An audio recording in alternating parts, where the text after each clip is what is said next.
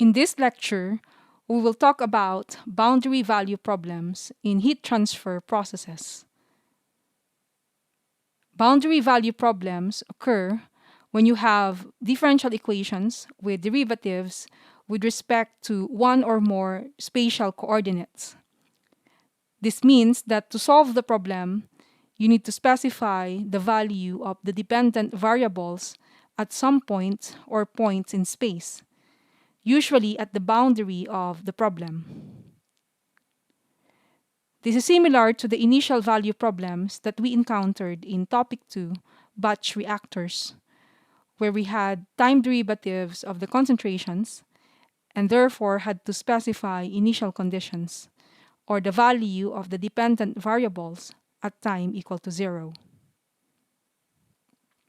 We already saw a boundary value problem in topic 3 for the plug flow reactor, where we had to specify the values of the conversion and temperature at the inlet of the reactor. When you have a first-order boundary value problem, you can use the same numerical methods to solve it as you can use to solve initial value problems.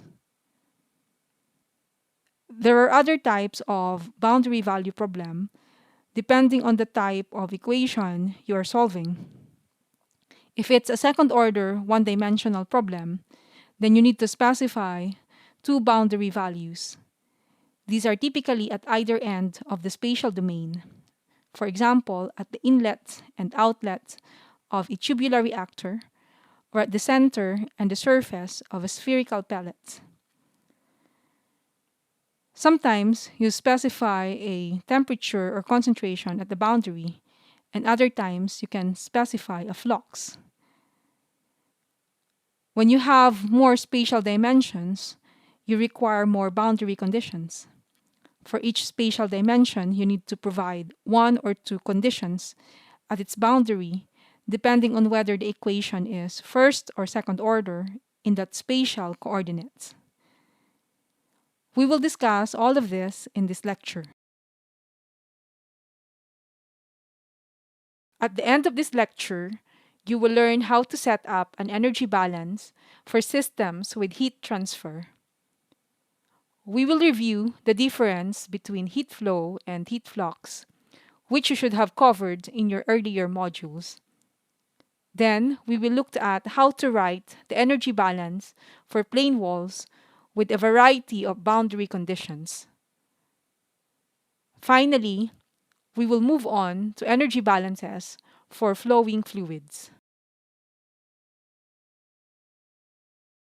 As soon as we start talking about energy, we need to remember our thermodynamics and what the difference between heat and energy is. What does the first law of thermodynamics say? Does an object, like this baked potato, have heat or energy? The first thing I'm sure you all remember is that energy is conserved. So that if one part of a system gains energy from somewhere, then the amount of energy gained must be equal to the energy lost by the other parts of the system. Everyone should remember that energy cannot be created or destroyed, but only converted into different forms and moved from place to place.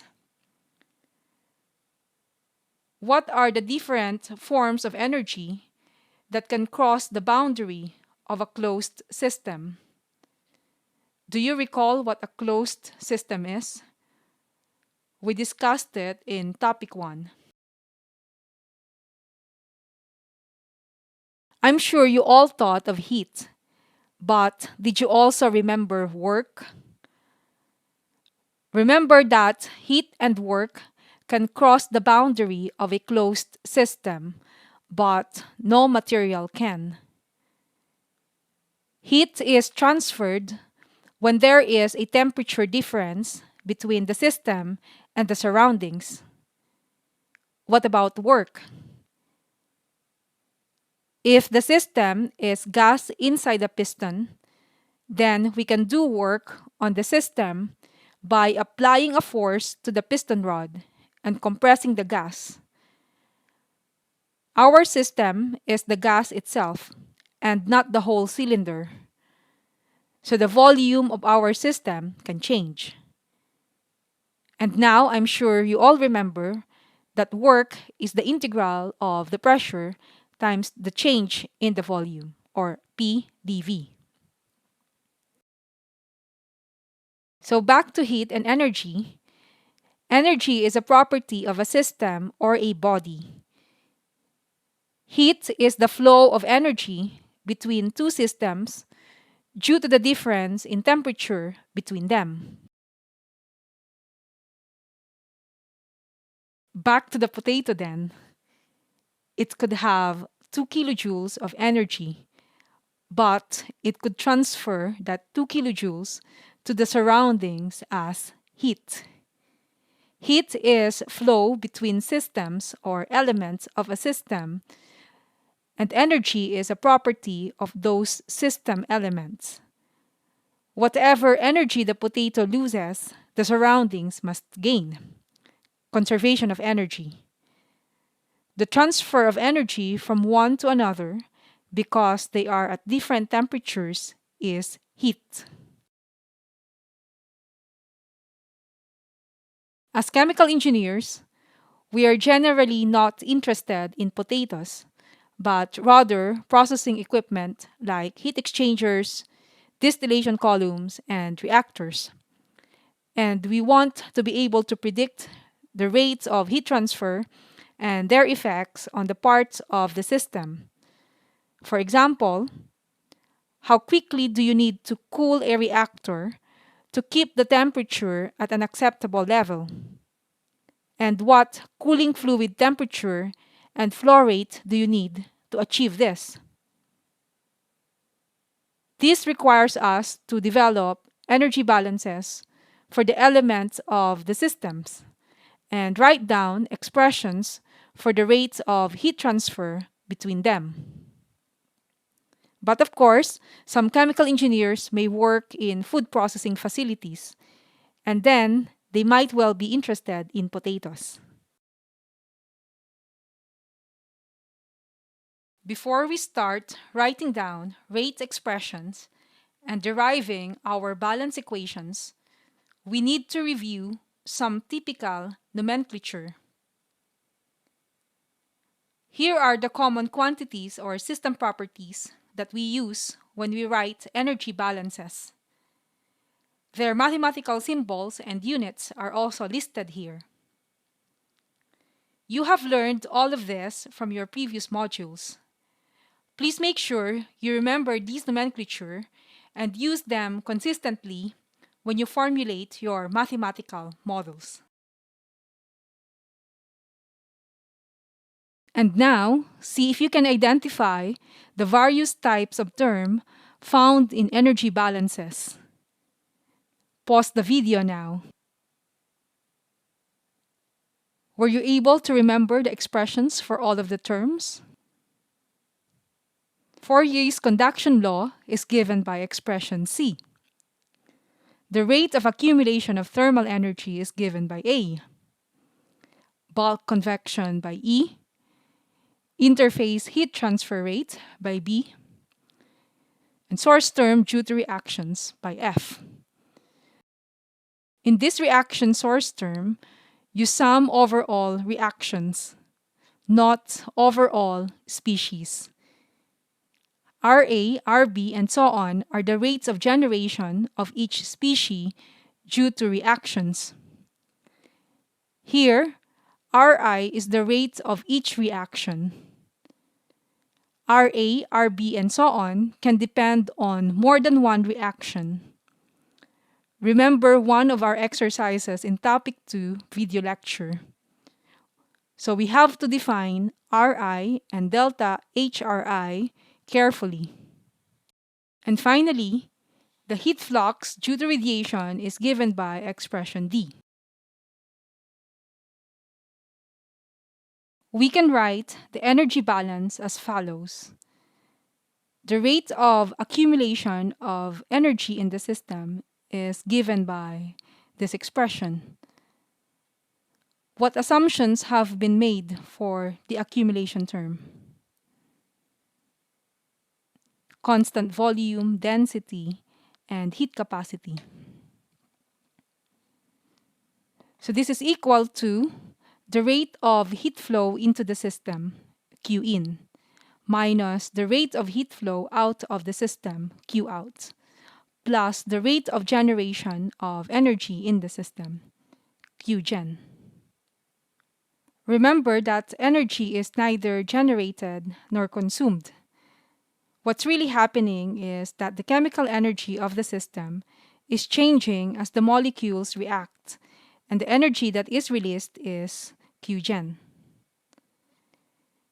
So Q gen is positive for exothermic reactions, and it is negative for endothermic reactions. Now, the last energy balance was in terms of heat flows, capital Q, but we can also write one in terms of heat fluxes, small q, knowing that heat flow is equal to heat flux multiplied by the area normal to the heat flow. This is often more convenient because we know how to define heat fluxes, but not heat flows directly. To get a heat flow, we usually define the flux and multiply by an area. The terms representing the inflow and the outflow include the AC inside the in and out labels. This is because AC, usually for cross-sectional area, may be different for each surface of the control volume through which heat is flowing.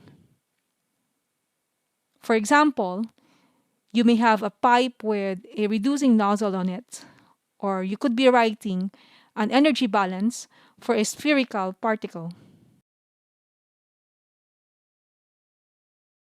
As a reminder of the relationship between heat flux and heat flow, you can see each type of flux and flow due to convection, conduction, and radiation. It is always that capital Q, heat flow, is equal to small q, heat flux, times the area, here denoted as either AC or AS. The area depends on the system and what type of flow it is. However, the area is always normal or perpendicular to the direction of heat flow. The reaction term is not really a heat flow. It is not due to temperature difference, but from the rearrangement of molecules in the system. But we can define a similar relationship with Qgen being related to a per unit volume generation multiplied by the volume of the system or control volume. Let's now look at a simple example to remind you how to derive the energy balance. We have a wall of length L, width W, and height H. The surfaces of the wall at Z equal to 0 and Z equal to L are held at fixed temperatures, and the other surfaces are perfectly insulated.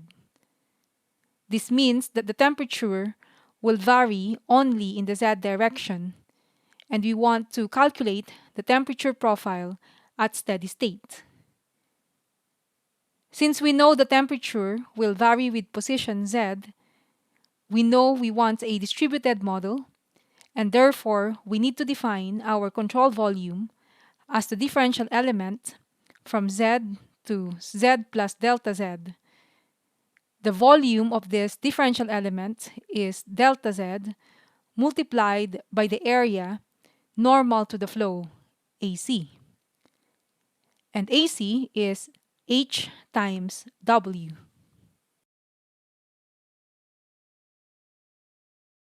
Now, let's start with the energy balance using heat flows. We use the dynamic balance and then set terms to 0 as necessary. First, we want the steady state solution, so the accumulation term becomes 0. There is also no generation term because there is no reaction taking place in the wall. That leaves just Q in and Q out, which for our differential element is Q at Z going in and Q at Z plus delta Z going out. We always define Q as positive if the heat flow is in the direction of the positive Z-axis, or X or Y, depending on your coordinates. So heat is entering the control volume at Z if Q is positive there. And heat is leaving the control volume at Z plus delta Z if Q is also positive there. Now we replace Q with Q, small q for flux, times AC. And then we can divide by AC times delta Z.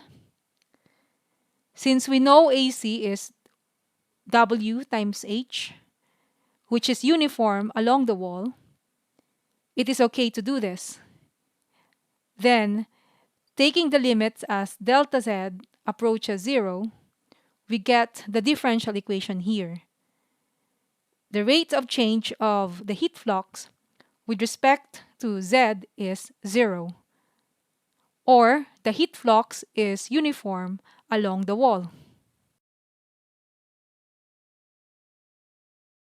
We can't solve this equation yet because we need to define the heat flux in terms of the temperature gradient, and you should all remember that the heat flux is given by the Fourier's law for conduction. The heat flux is in the opposite direction to the temperature gradient.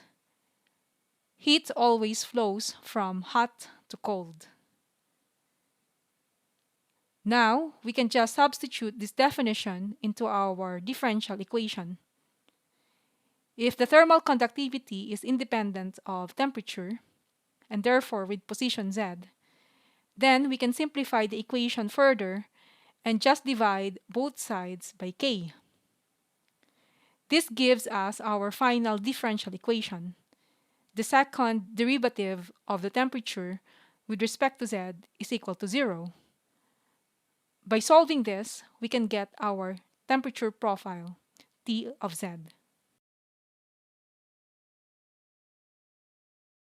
Since this is a second-order differential equation, we will need two boundary conditions to solve it. It's easy to solve this equation analytically. We can just integrate twice. Each time, we get a constant of integration, and it's these two arbitrary constants that we need to determine using our boundary conditions. In this case, we have t equal to t0 at z equal to 0, and t is equal to tl at z equal to l.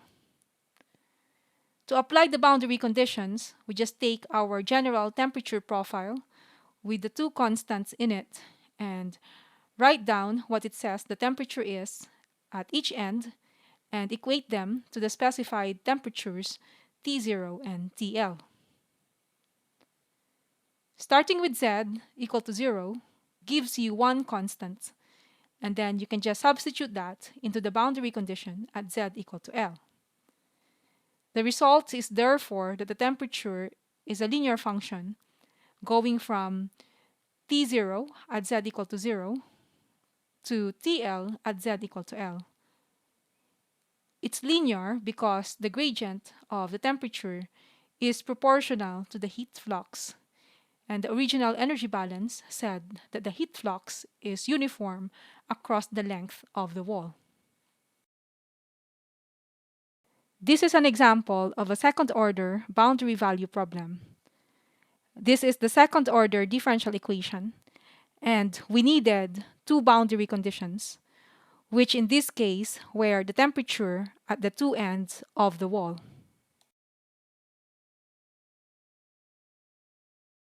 The last example was very easy, and we just used a fixed temperature at each end of the wall. Here are other boundary conditions that could be applied at either end of a wall. The red line is the temperature profile in the wall, and that's all to do with the differential equation. It will be different depending on the problem. For example, you could have some heat losses in x and y directions or an endothermic reaction, so temperature is going down inside the slab. These profiles are just examples. They are not for the last equation we solved. I just want you to focus on the boundary conditions in these slides. We already saw the first type of boundary condition that you can apply. You specify a fixed temperature at the end of the wall. The next type of boundary condition to say that the end of the wall is perfectly insulated or adiabatic. Therefore, the heat flux at the end of the wall is equal to 0. You can see that this boundary condition forces the temperature profile to be flat at the end of the wall. The last boundary condition, the adiabatic one, is a special case of the next one, specifying a constant heat flux. You can choose whatever you like for QL or Q0 if it is at the other end. You could have negative 1 kilowatt per meter squared, 0 or positive 1 kilowatt per m squared, whatever makes sense for your problem. Sometimes you don't need to specify heat flux, but you can calculate it from the difference between the end wall temperature and some surrounding fluid temperature. In this example, we calculate the heat flux using radiative transfer. Instead of specifying a fixed QL, we provide it as a function of TL and the surrounding fluid temperature. Or if the temperature of the wall is not too high, we might instead have convection between the wall and the surroundings, as in the example here. H is the heat transfer coefficient between the wall and the fluid, which might be for free or forced convection. You will have seen correlations for this in your previous modules. Finally, if you have two walls in contact, then you must set the fluxes on either side to be equal. This is because the interface between the walls is just a surface. It has no volume. So if there were an imbalance in the fluxes on either side, you would have energy being destroyed or created. We need one boundary condition for each side of the interfacial wall. So two equations in total are needed here. One is that the fluxes are equal on both sides, and two, that the temperatures of the two walls are equal where they meet. So, in general, whenever two faces are in contact, they form an interface. This is a two-dimensional surface. So any flux going into the surface on one side must also come out on the other side, or we will create or destroy energy. This is because there is no volume for a surface. If there were a volume, then any difference in fluxes can accumulate in the volume, and the energy inside would go up or down. Since there is no volume, there is nowhere for the imbalance of fluxes to go. And so it must be that the sum of all fluxes on one side must be equal to the sum of fluxes on the other. Looking at the end of our original plane wall, you can see that inside, the heat flux is due to conduction only, and with no generation or transverse heat transfer terms. the temperature profile is linear, as we found out before. Therefore, the flux on the left-hand side of the interface is QL, which is negative K T2 minus T1 divided by L. That is what we have here on the left-hand side of this equation. This flux must equal to all of the other fluxes leaving the surface on the right-hand side. Here, we assumed there is convective and radiative flux. We now need to look at what happens for a fluid flowing through a piece of equipment. For solids, there is only conduction that can transfer heat. But for fluids, the motion of fluid can carry energy into the control volume as the fluid flows across its boundary. Any fluid at a particular temperature and pressure has an internal energy, which is the sum of the chemical energy of the bonds in the molecules plus the thermal energy of the motion of the molecules, its temperature. For flowing fluids, we use the enthalpy as the energy being carried into the control volume, since this includes the work that the fluid does on the fluid inside the control volume as it enters. We can then simplify this by assuming a constant Cp so that the volumetric enthalpy H is equal to rho, so density times Cp times T minus Tref. Then the energy that is carried across a surface per unit time, per unit area, so that's our flux due to convection. So this is due to the motion of fluid at velocity v. So this is just equal to h times v. Or this is equal to rho Cp T minus Tref times v.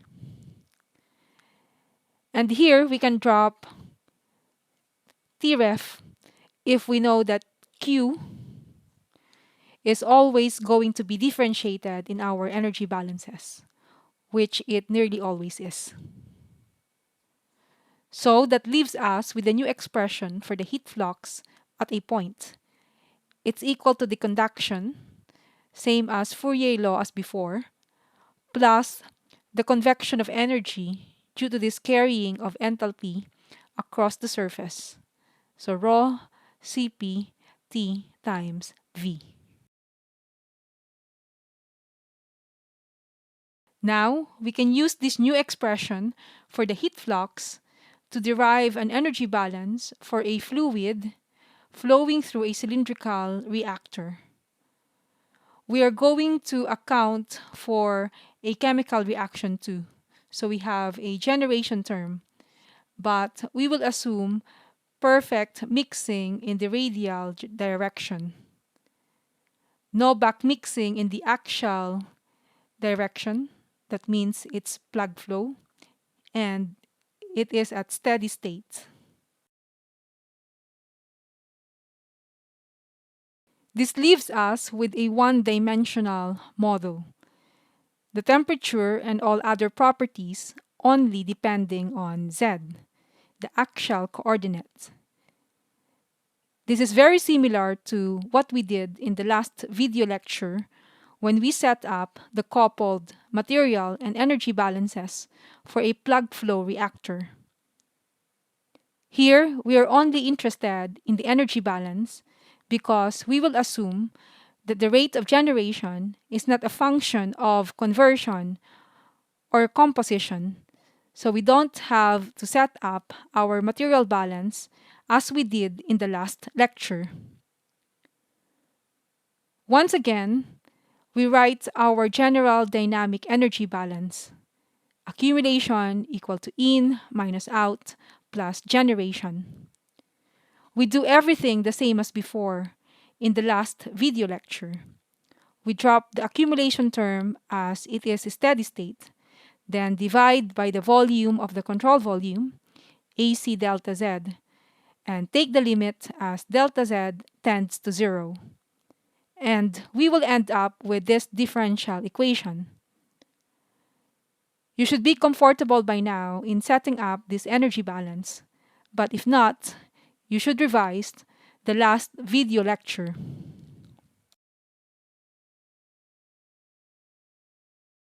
The difference in this lecture is that we now consider both conduction and convection.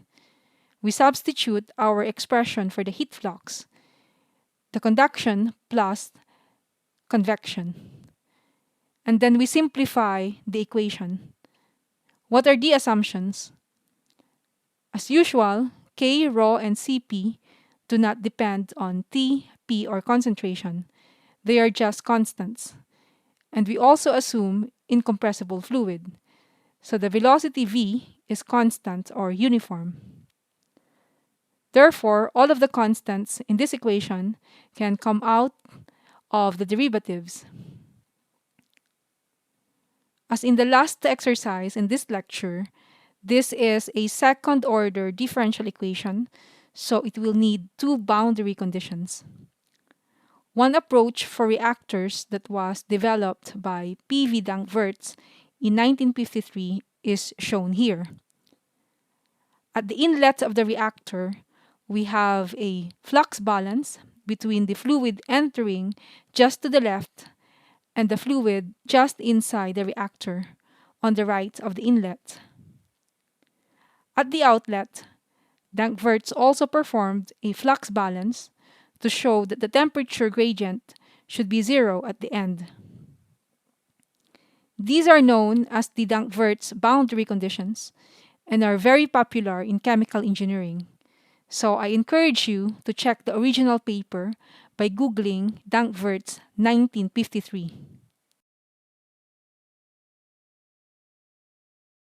This problem, meaning the differential equation and the boundary conditions, is classed as mixed value problem because the boundary conditions are different at each end of the domain.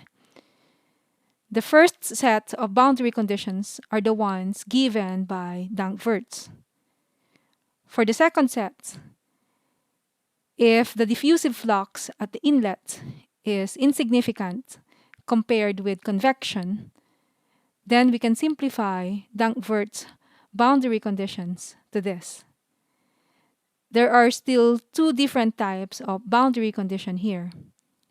One involves just the dependent variable t, and the other one has a derivative of t with respect to z. So we still have a mixed value problem. You will learn more about MVP or mixed value problem in your numerical methods lectures.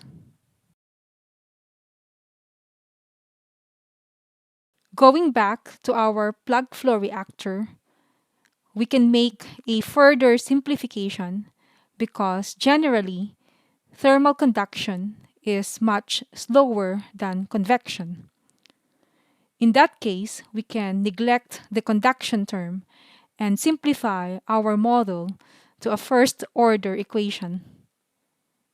Now, we only need one boundary condition, and the appropriate one is shown below. The temperature at Z equal to 0 is equal to a specified inlet temperature T0.